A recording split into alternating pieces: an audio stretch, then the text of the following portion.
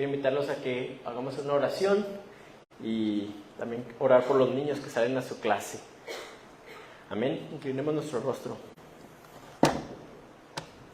Gracias, Señor, te damos porque tú eres el que estás en medio de nosotros. Tú eres el que nos has convocado, el que nos has llamado. Estamos aquí por tu gracia, Señor, y tu misericordia. Y estamos tan agradecidos por ello, porque, Señor, tú nos has dado un plan, tú nos has dado un propósito, tú has puesto sueños en nuestro corazón y has dado la gracia para llevarlos a cabo. Gracias, Señor, por cada persona que está aquí. Y en esta hora oramos por cada uno de los niños que van a salir a su clase, oramos por los maestros y maestras que se disponen a servirlos, Señor, a compartir un poco de tu palabra con ellos, esperando que sea una semilla que dé fruto y, Señor, entendiendo que de ellos es el reino de los cielos, que podemos aprender de ellos. Nos disponemos, Señor, en esta hora a aprender de ti, a escuchar de tu palabra y que seas tú hablando. En tu nombre precioso oro. Amén y amén. Amén. Amén. Pueden pasar los niños a su clase allá arriba. Damaris mencionaba ayer de un piso que se anduvo ahí cargando. Bueno, pues es que ayer se compró el piso para el cuarto nuevo de los niños. Estamos muy contentos por eso, porque ahí va, poco a poco, pero ya va agarrando forma. Esperemos que antes de que termine el año podamos tener un lugar nuevo para los niños, donde puedan tener su clase, donde puedan tener todo lo que se necesita. Entonces sí, pues ayer nos tocó descargar las cajas de cerámica, llevarlas allá arriba al cuarto. Fue pesadito, pero pues con ese propósito, con esa idea, pues como quiera, de alguna manera se hace. Una buena acción de cualquier manera se hace, decía Cantinflas. Bien, hermanos, hemos estado viendo ya por algunas semanas compartiendo acerca del libro de Jeremías. El libro de Jeremías es uno de los profetas mayores, se le conoce como uno de los profetas mayores, junto con Isaías y Ezequiel. Y pues a lo mejor es un libro que no estudiamos tanto. Sí tiene versículos muy bellos, tiene versículos que a lo mejor buscamos como referencia, tiene promesas contenidas ahí que sí nos aparece incluso ahí en nuestro Facebook y mucha gente las conoce, las cita, pero ya cuando leemos todo el libro de Jeremías, pues nos sorprende el tema, nos sorprende la circunstancia, y es que Jeremías vivió una época de mucha incertidumbre. Vivió una época en donde la gente no estaba segura de qué es lo que era lo correcto y qué era lo incorrecto, de cuál era la voz de Dios y cuál era la voz del engaño. Mucho se parece tal vez a lo que nosotros vivimos hoy en día, ¿verdad? De alguna manera los seres humanos nos ha sido difícil identificar la voz de Dios por encima de las demás voces. Nos ha sido difícil discernir, ¿verdad?, cuándo es un tiempo de batalla y cuándo es un tiempo de esperar en Dios. Cuándo necesitamos nosotros tomar las armas y pelear y cuándo nosotros necesitamos rendir nuestra voluntad a Dios. Y a lo mejor tú estás pasando por un momento así. Déjame decirte que el libro de Jeremías es una esperanza para nosotros, es una esperanza para ti, porque en esa época, ¿verdad?, estaban viviendo una época de cuando los reyes, los últimos reyes de Israel, vivían completamente opuesto a la voluntad de Dios, haciendo, en palabras de la Biblia, lo malo ante los ojos de Dios. Un rey tras de otro, tras de otro. Después de Josías fue rápida la decadencia, ¿verdad? Recordamos a Josías como el gran rey reformador, pero después de eso los reyes se vinieron en picada y era uno tras de otro que hacía lo malo delante de los ojos de Dios. Y en Jeremías encontramos algo muy precioso, hermanos. Encontramos una ventana al corazón de Dios.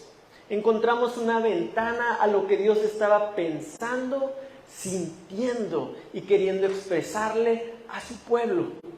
Y es algo que no comúnmente, ¿verdad?, fuera de la Biblia, fuera de un libro como el de Jeremías, podemos verlo de manera tan detallada. Y les comentaba yo, ¿verdad?, la semana pasada en particular acerca de que a veces nos horroriza Nos sorprende, nos llena de miedo ver la manera como Dios ve el pecado del hombre. Y yo le quiero decir a usted, le quiero recordar que si tú te horrorizas, te sorprendes, te abruma el hecho de que Dios pueda castigar y traer juicio a la humanidad, pero no te sorprende, no te horroriza que Dios ame a esa misma humanidad, algo te está faltando, algo no has entendido acerca de la Biblia.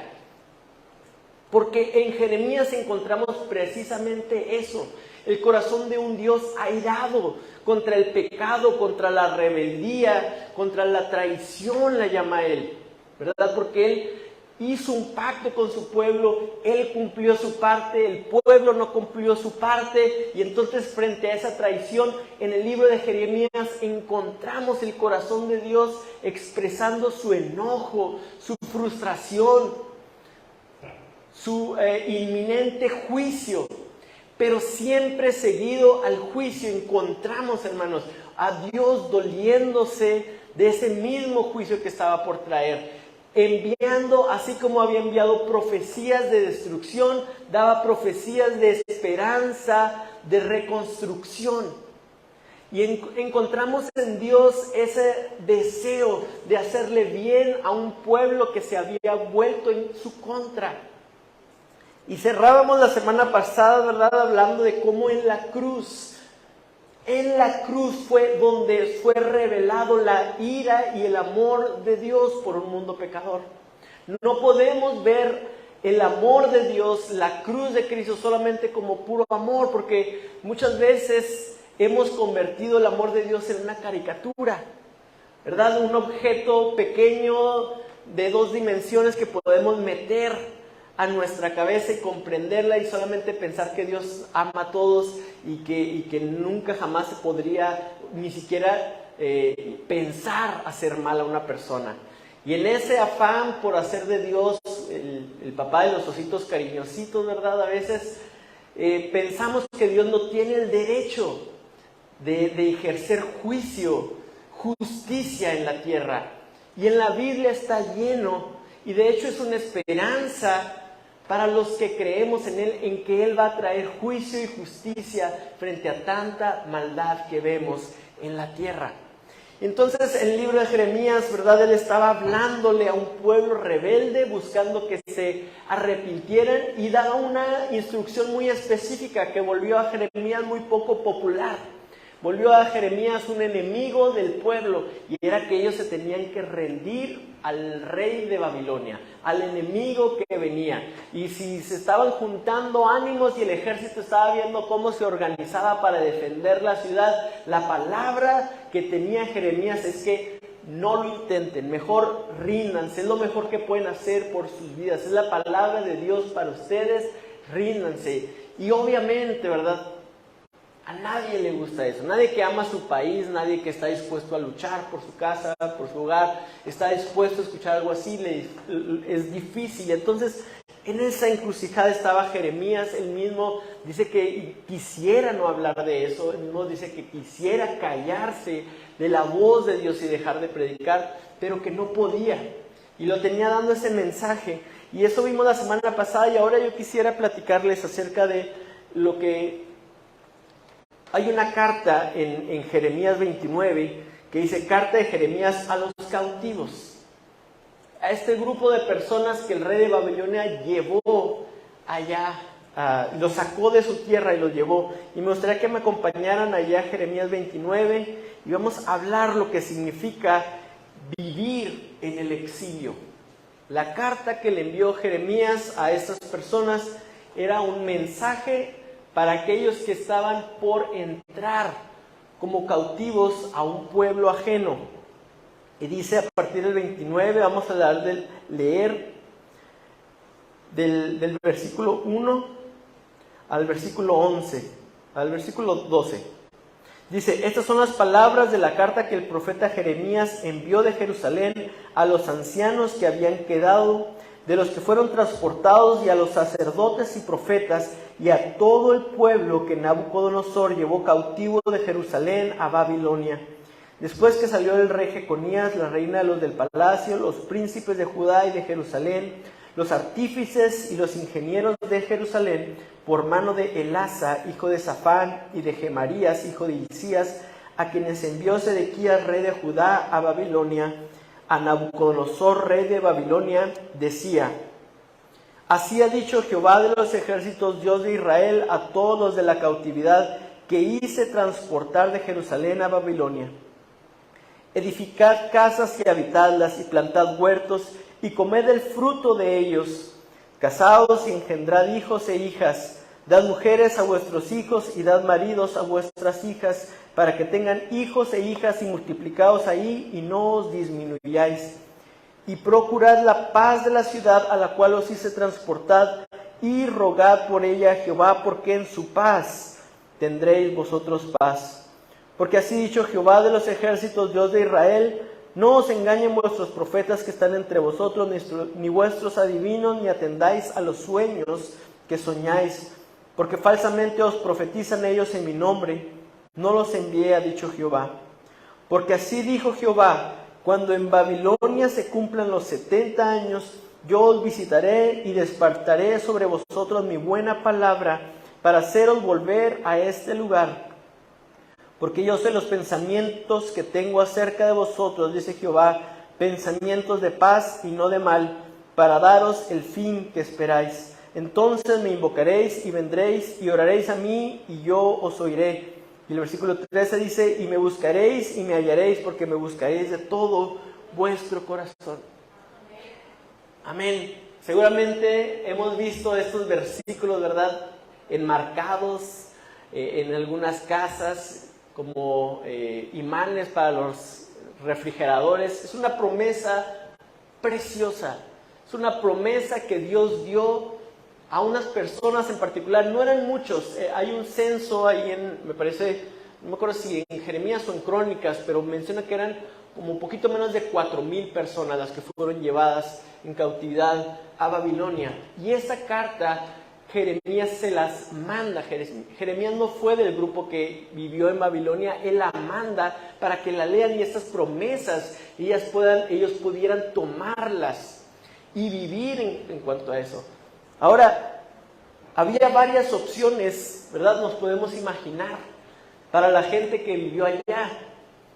Y sin ir más lejos, hermanos, también quería mencionar lo difícil que debe ser. Como decía, bueno, esta semana pasada mi abuelita y mi tía se cambiaron de casa, y los que se han cambiado de casa saben lo que difícil que es eso, ¿verdad? Que salen cajas y cajas y andan viendo uno qué se lleva y qué se trae, y llega uno a la casa y a lo mejor le empieza uno a ver ahí ciertos defectos a la casa nueva, y empieza uno a extrañar la casa antigua, y es que, ¿y por qué? Y sobre todo si son decisiones así rápidas, si son decisiones que no es lo que tú estabas esperando, pues es muy difícil.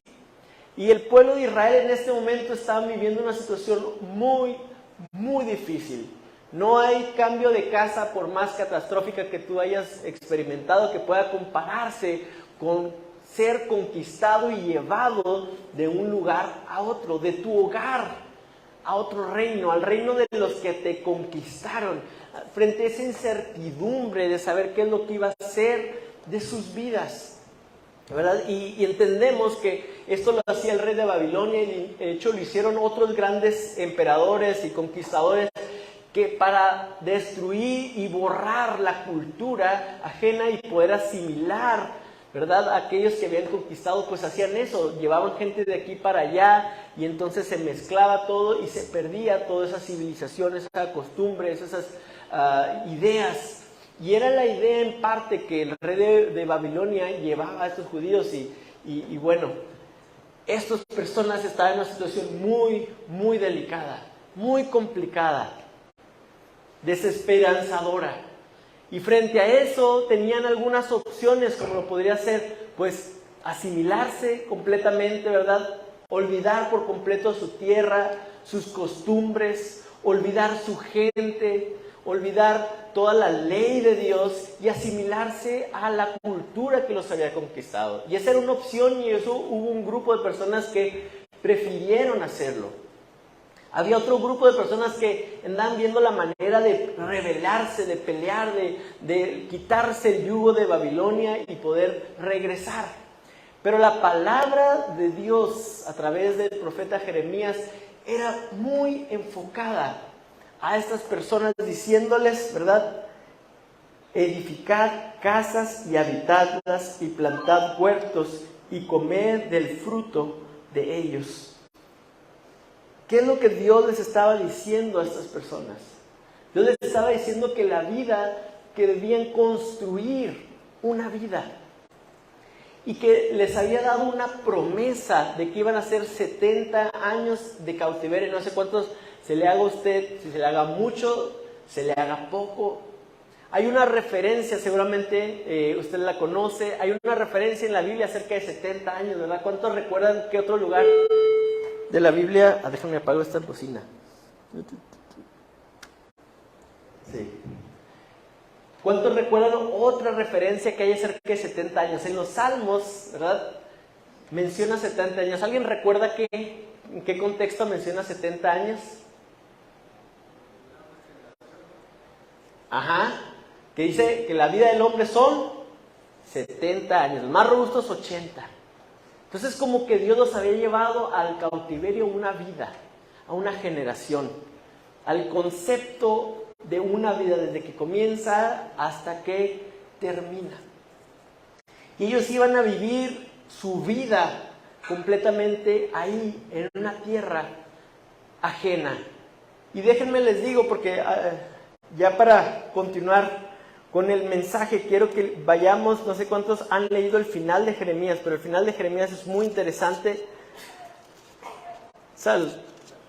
A los últimos mensajes de Jeremías fue hacia los demás reinos, hacia los de Egipto, los de Moab, a los filisteos, y repartió así acerca de también juicio que iba a traer.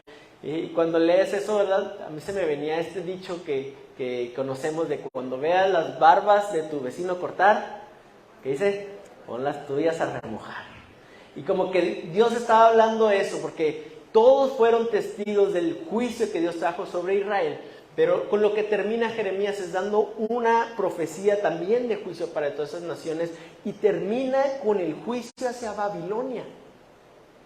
El mismo país que los había conquistado, el mismo país que los estaba llevando cautivo, ya Dios había decretado que iban a ser derrotados, que iban a ser destruidos, que Babilonia se iba a destruir. Y de hecho es bien interesante ahí, porque el último mensaje ahí de Jeremías dice que escribe todo esto, la profecía sobre la caída de Babilonia, lo envuelve en un rollo y se lo da a una persona para que vaya y lo lea. ¿Y sabe qué tenía que hacer después de terminar de leerlo? No sé cuántos lo recuerdan. Yo no lo recordaba, lo leí hace poquito. Dice que lo tenía que enrollar, atarle una piedra y aventarlo al río Éufrates. Este libro del profeta Jeremías era eso. O sea, que Jeremías entendía el poder y el impacto de las artes dramáticas y escénicas, ¿verdad? Entonces les dijo, así como este rollo se va a hundir, así se va a hundir el imperio de los babilonios. Y era en ese imperio en el cual estaban ellos. Y era en ese imperio en el cual Dios les estaba mandando que edificaran casas, que plantaran viñas, que trabajaran, a un imperio que estaba condenado a su destrucción. Y hermanos, a lo mejor parecería que nosotros como cristianos hoy, en este día y en este tiempo, no tiene ningún sentido, pues como que pues el exilio de los israelitas a Babilonia, y pues cuál es el significado. Pero veíamos también la semana pasada que el exilio es un tema que es constante de alguna manera por toda la Biblia. Cuando vemos en el libro de Génesis que el hombre peca, Dios los arroja del lugar que Él había construido para ellos, de la tierra en la cual Dios los había plantado. Y les había dicho que ahí crecieran, que ejercieran su dominio sobre los animales y frente al pecado. Y les quería recordar que esa es la consecuencia constante del pecado, la exclusión de la presencia de Dios, hermanos. Desde el Génesis, Adán tuvo que andar errante, seguramente anhelando volver a ese paraíso, a ese lugar que Dios había sembrado para él y su esposa y su familia, y ahora tenía que andar trabajando la tierra, y la tierra le producía espinas y cardos, y decía, es que esto no era lo que yo conocí, esto no se parece.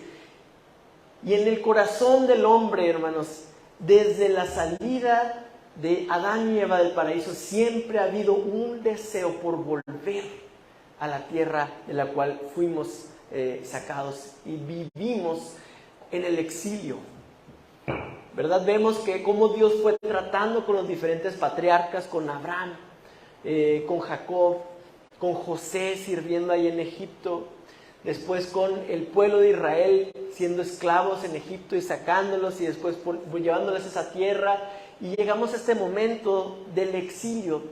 Y es que de alguna manera, hermanos, si nosotros conocemos esa añoranza, ¿verdad? Yo no sé cuántos nacieron en un lugar que no sea aquí Chihuahua. Si pueden levantar su mano todos los que no nacieron aquí en Chihuahua. Amén. ¿Sí? Ok, si son algunos.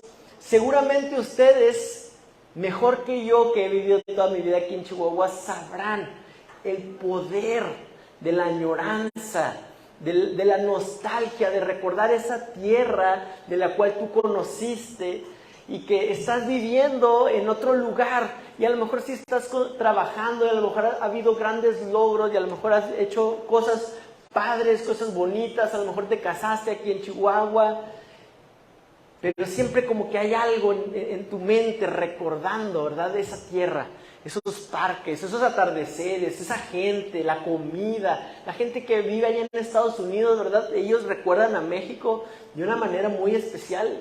Se dio el caso esta semana, yo la verdad no estaba nada enterado, pero fue tan grande lo que hablaba la gente acerca de esta situación.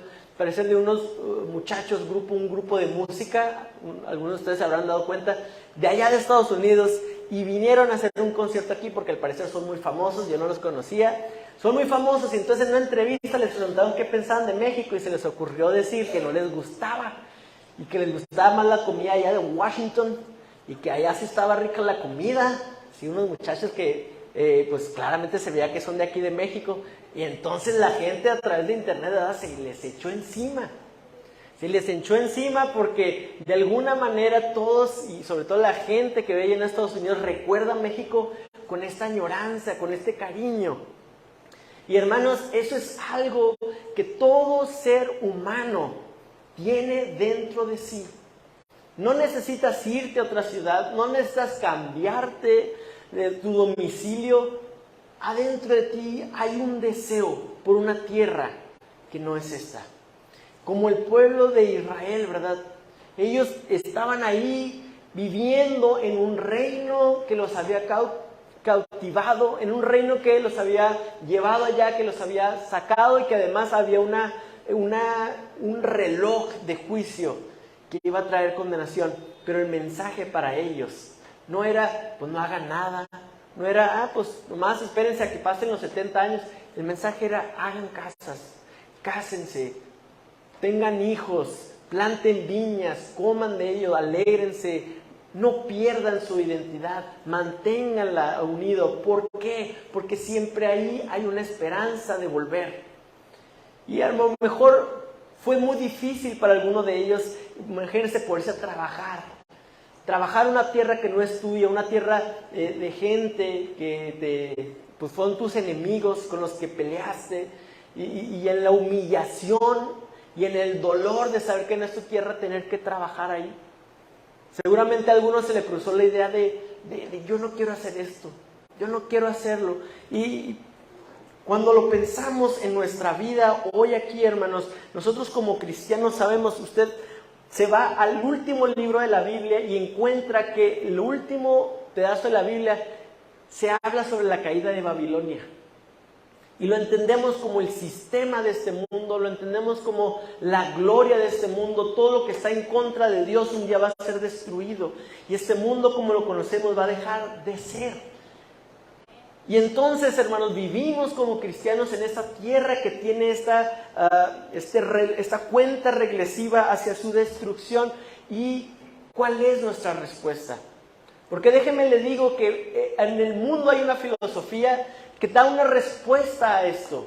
El nihilismo, el taoísmo, pues son ideas en donde pues nada tiene significado, todos nos vamos a morir, ¿qué va a pasar? El día que nos muramos nadie nos va a recordar, un día se van a acabar las personas que nos conocieron, ellos mismos se van a morir, y es algo tan trágico, tan así como que nada tiene sentido. No sé si ustedes lo han visto. Leía yo hace poquito un libro es un filósofo y novelista francés, Albert Camus, y él tiene esa idea, el nihilismo, nada tiene sentido. ¿Para qué esforzarse? Las estatuas, ¿verdad? Un día se despinta su placa y tú le preguntas, ¿y quién es este señor? Y nadie se acuerda quién hizo. Muchas gracias, mi hermano. Nadie se acuerda. La familia, ¿verdad? Dice, la familia, que es lo más importante. ¿Cuántos de aquí saben el nombre de los abuelitos de sus abuelitos? ¿Y cuántos recuerdan lo que hicieron? ¿Cuántos recuerdan su vida y obra?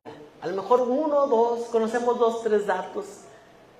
Y frente a ese hecho, el nihilismo dice, pues ¿qué sentido tiene la vida? ¿Qué caso tiene? Un día todo se termina, nada tiene sentido.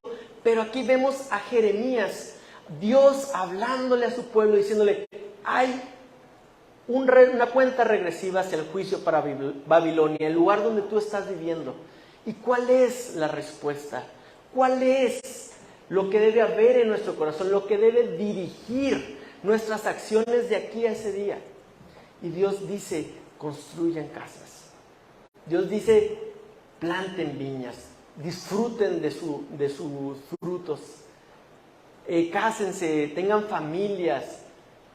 No importa, no es el hecho de que va a haber un juicio, hermanos, no nos quita a nosotros la responsabilidad de algo muy importante que dice ahí en Jeremías 29, ¿verdad? Pidan, que dice, por la paz de la ciudad, porque en su paz ustedes tendréis paz.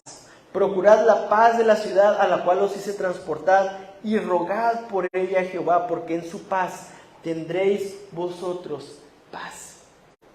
Y hermanos, nosotros como cristianos, ¿verdad? También dice ahí, si me acompañan a 1 Pedro 2, 9 al 12. Pedro nos está diciendo que nosotros somos peregrinos y extranjeros en esta tierra. Si alguien tiene 1 Pedro 2, 9 al 12, que pudiera leerlo, por favor.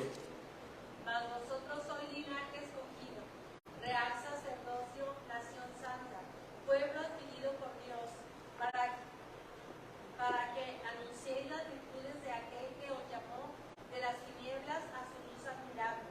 Vosotros que en otro tiempo no erais pueblo, pero que ahora sois pueblo de Dios, que en otro tiempo no habéis alcanzado misericordia, pero ahora habéis alcanzado misericordia. Amén. Pedro está hablándoles no a los judíos, ¿verdad? Necesariamente a los judíos viviendo en Babilonia. Pedro está hablando a la iglesia de Cristo Jesús. Y cuando menciona nuestra identificación, dice que somos peregrinos.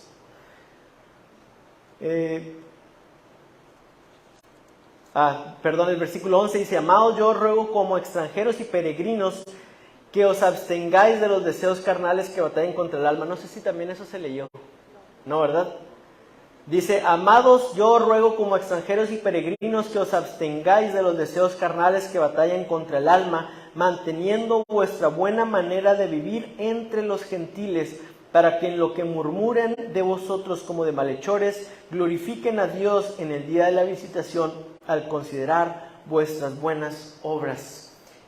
Extranjeros y peregrinos por esta tierra, hermanos, es como nos vemos a nosotros mismos. Nos gusta mucho vernos como mexicanos, amamos nuestra tierra, pero al reunirnos aquí como pueblo de Dios nos recordamos que estamos por este mundo solamente de paso, que estamos viviendo en un mundo como exiliados. Esta no es nuestra tierra. Y hermanos, si alguno de ustedes, ¿verdad?, está fuera del lugar donde nació y lo extraña, se dará cuenta que si regresa, no va a ser lo que usted pensaba.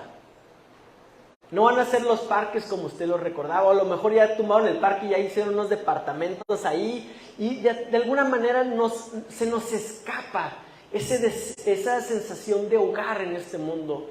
No hemos encontrado esa sensación, no la hemos vuelto a encontrar. Y la Biblia tiene una respuesta para esto. La Biblia tiene una respuesta llamándonos que nosotros somos peregrinos y extranjeros. En Hebreos 11 también llama a aquellos hombres de fe que no eran dignos de este mundo, ¿verdad? Como eso, como extranjeros, como peregrinos, como gente que está aquí, pero no pertenece aquí. En Juan 17, cuando Jesús estaba orando por sus discípulos porque ya estaba cerca su hora de morir y de elevarse al cielo y dejar a los discípulos, Él ora por ellos. ¿Y sabe qué ora? No los quites del mundo, guárdalos del mundo. Usted y yo vivimos como exiliados en un mundo que está caído, en un mundo que ha sido corrompido por el pecado, un mundo que jamás va a poder satisfacer los deseos más profundos de nuestro corazón, porque tenemos la esperanza de volver a casa. Tenemos la esperanza de volver a un lugar en donde todas las cosas van a volver a hacer sentido, en donde todo va a tener su razón, en donde nos vamos a sentir finalmente en casa. ¿Verdad? Cuando hicieron la película, ya no recuerdo qué año, las películas de Narnia, ¿verdad? El grupo americano de Switchfoot hizo una canción, This is Home, este es hogar, finalmente llegamos y quedaba muy bien con las películas, ¿no? Porque es como encontrar este reino, esta parte de Narnia, en donde pues reina el león y todas las cosas están bien y en orden. Y entonces a mí se me quedó muy grabada esa canción y siempre traía esa nostalgia por algo más, por algo que este mundo no puede darnos. Y a lo mejor como niños soñamos con un lugar como Narnia, ¿verdad? Poder atravesar un closet y llegar a un reino perfecto donde los animalitos pueden hablar y todo eso. Y de alguna manera tiene sentido para nosotros como cristianos. Nosotros sabemos que C.S. Lewis era cristiano. Era una persona que escribió esos libros pensando en transmitirles a los niños, ¿verdad? Las verdades contenidas en la Biblia. De que ellos no esperen que en este mundo van a poder encontrar todo lo que quieren. Y hay muchas cosas que nosotros como exiliados necesitamos hacer. Pero hermanos, que como creyentes, que al saber, tener este conocimiento de que tenemos una patria celestial, tenemos una esperanza de que Dios nos va a llevar, de que, ¿verdad?, volverán los redimidos del Señor, que habrá gozo y que se va a terminar toda tristeza y todo llanto se va a terminar. Y ese momento nos da una esperanza y nos da una dirección. Pero estamos aquí, hermanos. Estamos aquí en la tierra. Y frente a esa situación real de que estamos aquí en la tierra, necesitamos pedirle a Dios dirección. Señor, ¿qué es lo que tú quieres que yo haga? Y el Señor estaba dando dirección a los judíos en Babilonia a través de Jeremías, de que no se asimilaran a esa cultura, de que no perdieran su identidad. Un buen ejemplo de eso, hermanos, es Daniel, que encontramos su libro un poquito más adelante. Daniel fue un joven que fue arrancado también de todo lo que él conocía, llevado, ¿verdad?, al palacio a ser instruido en todas las ciencias y las artes de aquella potencia mundial. Y el plan de Daniel no fue, bueno, yo voy a acercarme al rey para poder, cuanto se pueda, saco el cuchillo, ¡cuas!, lo matamos y tomamos, ¿verdad? Fue todo lo opuesto. Daniel vivió esa palabra que recibieron de Jeremías de rogad por la paz de la ciudad. Y Daniel se involucró en el reino de ese imperio y sirvió incluso a varios reyes, porque llegaba un rey y luego lo conquistaba otro, y yo creo que quitaban a todos, como suele suceder de repente cuando hay cambio de administración aquí de gobierno, ¿verdad? Que va uno a la misma oficina y ya están todos diferentes, y y pues a veces ni saben qué hacer, a veces todavía no le entienden a la tarea ahí, pero bueno, sucedía algo similar, pero Daniel constantemente seguía ahí. Daniel era alguien que estuvo en el palacio, y en vez de estar viendo porque se destruyera, en vez de estar metiéndole el pie, en vez de estar dando malos consejos, él realmente buscó el bien de ese reino al cual había sido llevado. Y hermanos, nosotros necesitamos ser como Daniel en cualquier área en la que Dios te haya puesto. Tú vas a encontrar corrupción, tú vas a encontrar pecado, tú vas a encontrar los enemigos. Pero nosotros necesitamos ser como Daniel. Gentes que usan la sabiduría de Dios para traer paz a la ciudad, para traer paz a donde estemos. Necesitamos recordar, hermanos, que aunque estamos en un mundo con una cuenta regresiva y un juicio pendiente y acercándose cada día más, ¿verdad? Necesitamos ser buenos administradores de lo que Dios nos ha dado aquí en la tierra. El hecho de que el mundo se vaya a terminar, el hecho de que un día nuestra vida vaya a terminar aquí, no nos da el derecho de vivir como queramos y no nos da el derecho de, pues yo hago sin tener cuidado. La Biblia habla mucho acerca de lo que tenemos que hacer y ser buenos administradores, construir casas, plantar viñas, no es una tarea fácil. Se requiere de ciertos sacrificios, se requiere de cierta planificación. Imagínense ellos como exiliados, los judíos ahí, pues no contaban con el Infonavit para construir su casa, ¿verdad? Seguramente empezaron desde cero y fue una tarea ardua. Pero aquellos que le creyeron a la palabra de Dios decidieron, yo voy a hacer lo necesario para construir una casa. Yo voy a hacer lo necesario para que la vida siga. Y en el entendido de que Babilonia iba a caer y en el entendido de que estaba el juicio de Dios contra aquella ciudad, ellos pedían por su paz. Ellos no se asimilaron. Lo vemos con los amigos de Daniel, ¿verdad? Que hubo un momento en que el rey dijo, a ver, todos me van a adorar. Todos tienen que postrarse ante la imagen. Y hubo unos hombres que se rehusaron. Que rehusaron postrarse. Y desde el inicio, ¿verdad? Desde que ellos llegaron ahí, ellos rehusaron contaminarse con la comida del rey.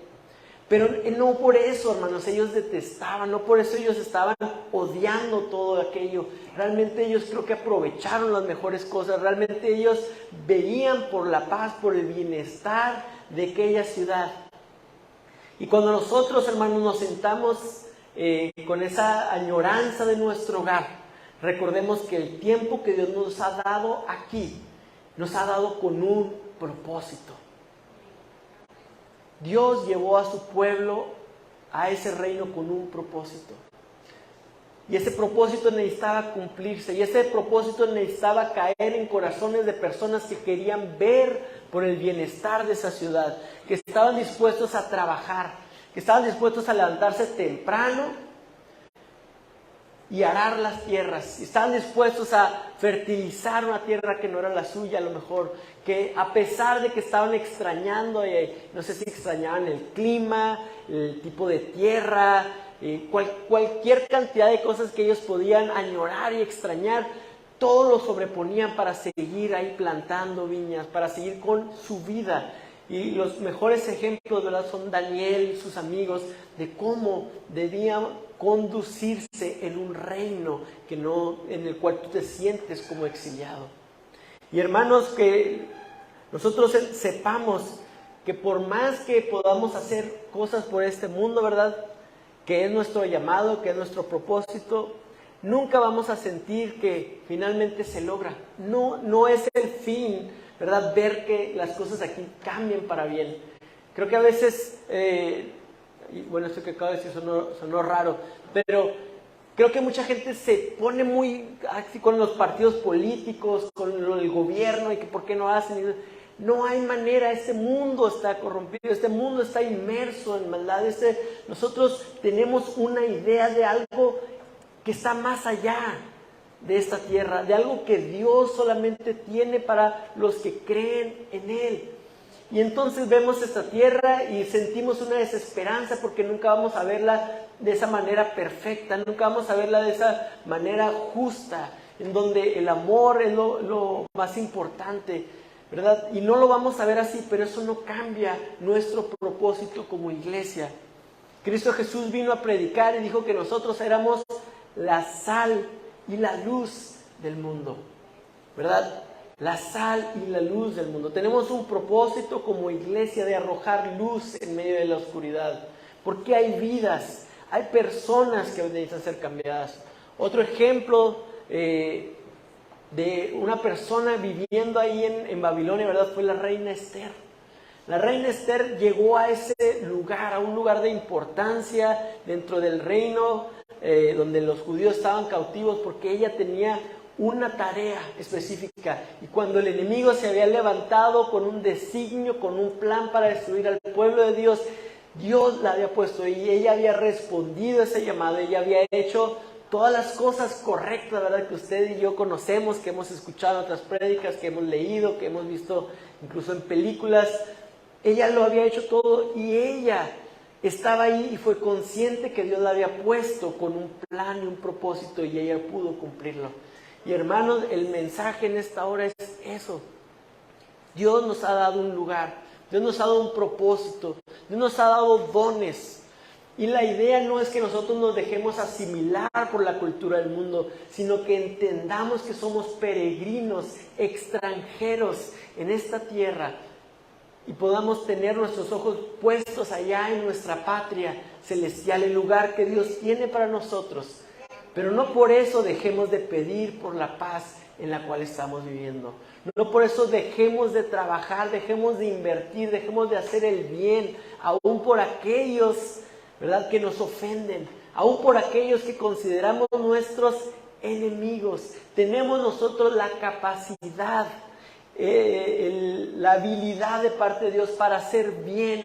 Usémosla, hermanos, usémosla en medio de un mundo condenado. En medio de un mundo condenado, seamos luz, seamos sal, la sal que preserva, la sal que da sabor. Que podamos ser eso que el Señor nos llamó como iglesia, de una manera colectiva y de una manera también individual, en donde sea que estemos, por aquellos que tienen sus trabajos, por aquellos que están en sus escuelas, ¿verdad? Que podamos pedirle, Señor, yo quiero ser un exiliado como lo fue Daniel, como lo fue los amigos de Daniel, como lo fue la reina Esther, conscientes de su identidad en ti, pero viendo también por el bienestar de la ciudad en la cual tú nos has puesto. Amamos nuestra patria, amamos aquí a México, ¿verdad? Si no viviéramos aquí, lo extrañaríamos mucho, pero esa añoranza no se compara con lo que nosotros tenemos por ese lugar que Dios tiene para nosotros. Y que no nos traiga desánimo, ¿verdad? Esa tristeza, esa melancolía que a veces acompaña por diferentes razones, porque hay muchas cosas en este mundo que no funcionan como nosotros quisiéramos, porque las cosas no suceden como planeamos, porque las familias se dan problemas que no quisiéramos, y siempre viene ese dolor, esa añoranza porque las cosas estén bien. Hermanos, hay un tiempo de cautividad, pero el Señor dice que Él tiene pensamientos de bien y no de mal, para darnos el fin, que Él tiene un momento cuando Él va a visitar a su pueblo. En Cristo Jesús, hermanos, encontramos la puerta hacia ese reino celestial. Esa puerta estaba cerrada para nosotros, pero en Cristo Jesús nosotros hemos sido injertados en la rama viva, en la vid verdadera, y ahí nosotros estamos preparados, tenemos todo para dar fruto en donde quiera que Dios nos plante, y que esa sea nuestra oración. Señor, yo quiero dar fruto en donde quiera que tú me pongas, en donde quiera que tú me plantes. No esperar que las condiciones sean perfectas, no esperar que la tierra sea lo que yo estoy esperando, que yo sepa que he sido injertado, que yo ya soy parte de esa vid verdadera y tengo lo que se necesita en Cristo Jesús para poder dar frutos y vivir conforme lo que Dios tiene para nuestras vidas. Amén. ¿Qué les parece si nos ponemos de pie?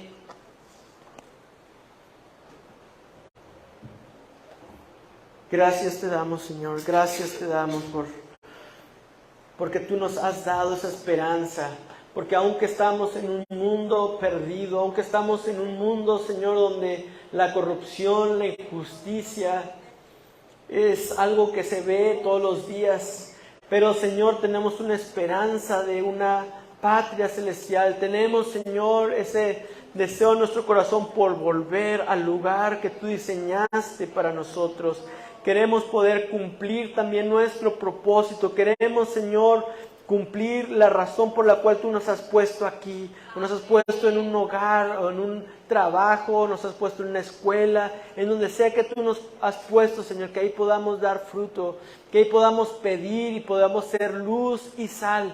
Señor, que seamos guardados del mundo, no solamente quitados del mundo, sino guardados de toda aquella influencia del mal, Señor, pero sabiendo que tenemos tu Espíritu Santo en nosotros para poder llevar a cabo esa tarea. Gracias te damos, oh Dios, en tu nombre precioso oramos. Amén y amén.